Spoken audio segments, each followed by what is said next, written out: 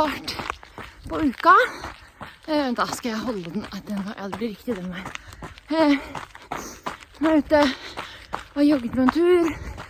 Og jeg tenker alltid mye når jeg jogger. Og det jeg har tenkt på i dag, er at denne uka her er egentlig siste ordentlige uka hjemme før VM er over. Og det er så lenge til. Det er jo liksom et halvt år til, er det ikke det da? Det er vel noe 5 måneder i hvert fall, 5,5 måneder, ja, et halvt år. Snart halvår. Da reiser vi på 2,5-3 ukers høyresamling neste uke. Så en liten uke hjemme før forhåpentligvis det er snø på fjellet og vi reiser på snøsamling. Så en liten, noen dager, 4 dager kanskje, hjemme før det er sesongstart. Altså, tiden flyr. Og så er det bare å holde seg på fjellet, forhåpentligvis så godt det på ski, før det er avreise til World Cup. Julefeiring er jo ikke så veldig julete egentlig, men ja, desember i høyden, og så reiser vi direkte på høydesamling etter World Cup-runden etter jul, og rett til VM. Tenk det. Og det er egentlig helt greit, jeg trives heldigvis veldig godt på tur, og jeg trives jo med gjengen, og ja, jeg gjør jobben min, og jeg elsker jo også å konkurrere, så ja. Men jeg merker jo at det der, at for eksempel nå så har man litt barnehage, snufsete familiemedlemmer og alt sånn, og så kan man da ikke være så mye med dem, og så er det sånn, ja, men det gjør vi ved neste mulighet.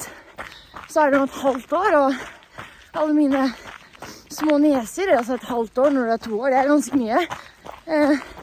Så det kjenner jeg litt på, eller veldig på egentlig, at det er baksiden av den jobben vi har. Eller, så har jeg kledd meg perfekt for høstløp. Vi har shorts, fordi man blir jo våt på beina, og det er liksom å bli våt på tightsen, så bare er det sånn klistret en tights som er klissvåt til leggene. Da er det bedre å ha bare legger.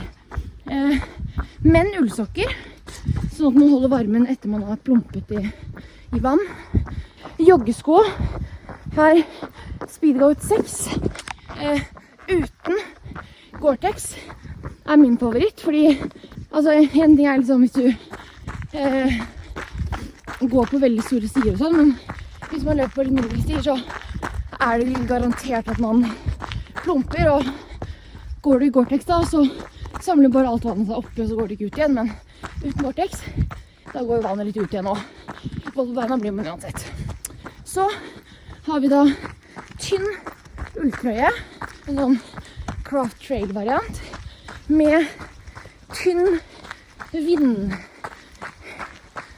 oppå. Jeg vet ikke helt hva dette er sånn i utgangspunktet, men det er i hvert fall litt tynnere enn en jakke, men veldig digg å ha oppå sånn, ja, når det er litt kaldere enn bare en trøye. Flishals, altså på halsen, og så tynn pannebånd, og så tjukk pannebånd, så kan det være et løpevekte, hvor jeg ikke skulle så langt for å drikkesekk, men fortsatt greit å ha drikke og telefon med seg, in case. Så der har du oppskriften på perfekt pust og løp av drikk.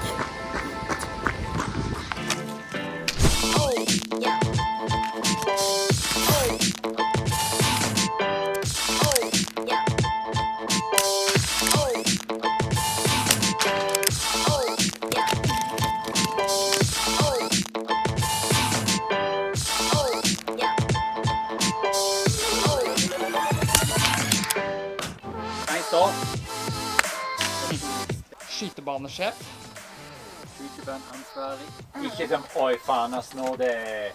Nei, det neste etat. Ok, det lov, men neste etat. Alltid positivt. Snu deg i en positiv vei. Ja. Alltid positiv inngang i serien, positiv inngang til neste skudd.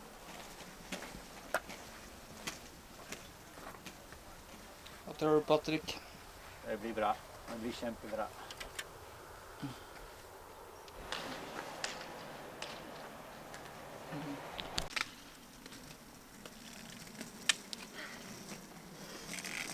Good. Nice. Nice. Nice, dice. Rask den der. Det var bra. Føler jeg har løst noe. Hæ? Du løst nå? Ja, jeg har løst noe. Så er akkurat til trodde akkurat en merke. Men med en gang jeg finner nøkkelen i skiskyting, så mister man den etterpå. Ri bølgen. Akkurat på riktig tidspunkt. Ja. Men det betyr ikke det blir sånn. Nei, Alltid. det betyr ikke. Hvis du tror du har fant en fasit. Niks skajne på skiskyting. Ja. Alt starter på nytt dagen etter. Ja. Det er derfor det er bedre enn langrenn, vet du. Ja. Det er en av mange grunner til det.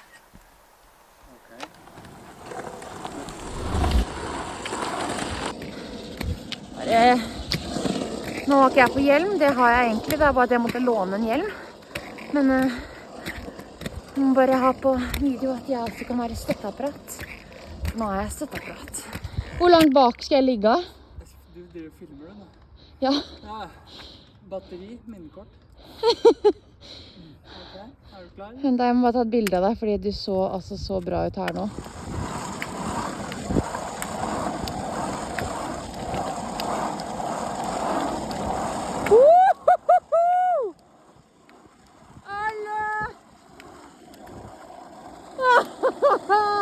Den sitter, altså.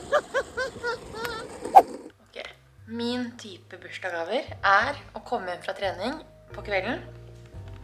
Så står denne helt fin her. Jeg hadde ikke hvor mye jeg hatet å bli Og har laget altså wow. Det er en bonus for Trygve også at han jeg må bare smake en sånn. God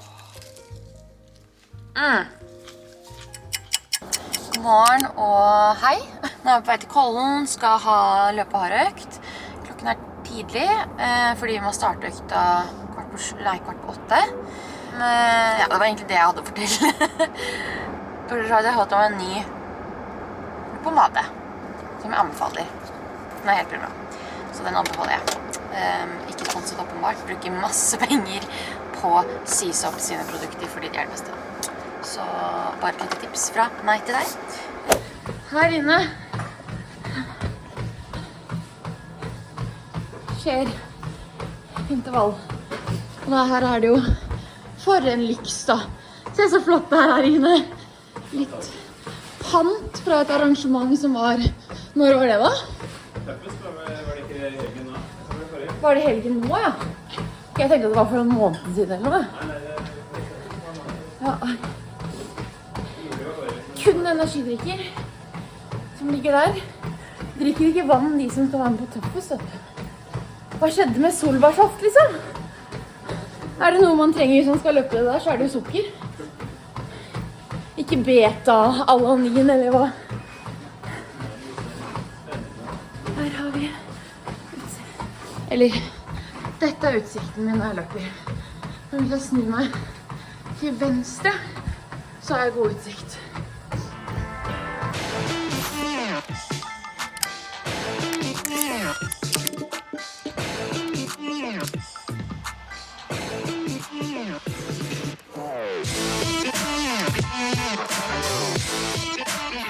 Ok, nå kan jeg bare name-droppe alt som høres veldig kult ut med et brød. Jeg har da et eltefritt, grytebrød, nei, eltefritt, grytebakt, surdeigsbrød. Som i tillegg er glutenfritt, men det pleier liksom å trekke ned. Så det tar vi ikke med i de kule ordene. Men det er det også. Altså på en dag som i dag, så er faktisk selv rouge klassisk staking en drøm. Og det sier jo en del. For det er ikke noe jeg kommer til å gjøre mye av etter jeg har lagt opp en gang.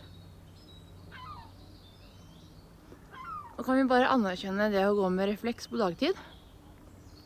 Refleks er ikke forbeholdt kvelden eller mørket. Det begynner å bli noen år siden, men jeg tok jo lappen 23. september.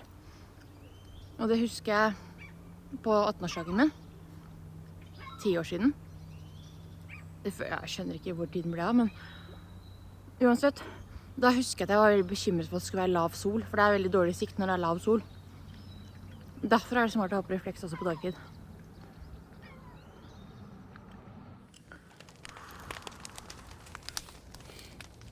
Wow.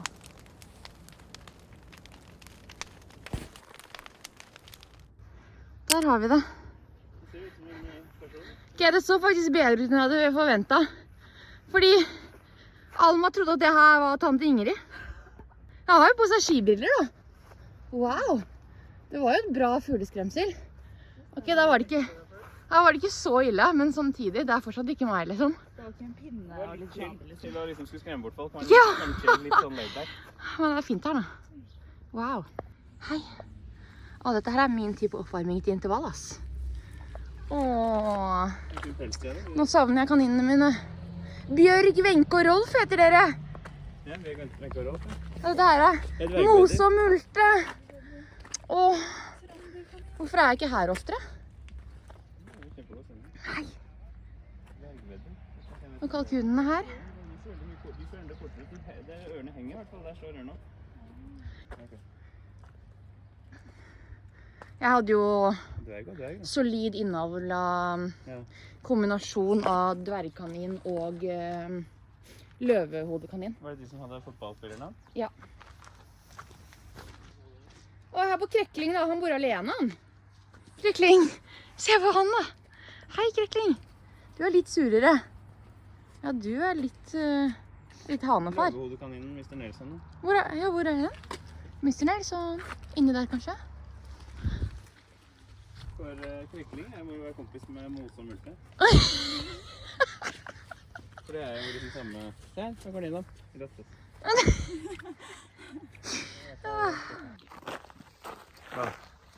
Ferdig med dagens intervall. Team Oslo. Det var hardt.